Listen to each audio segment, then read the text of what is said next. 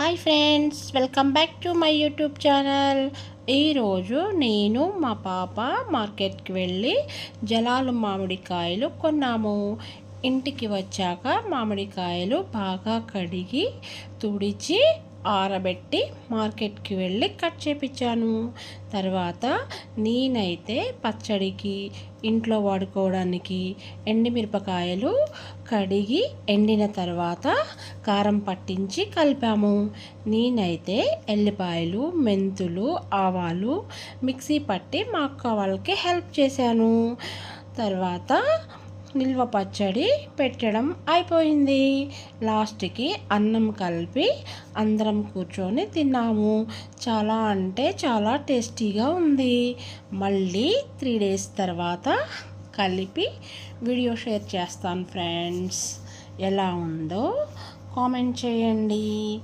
ఓకేనా? Thank you. Love you all. Bye friends.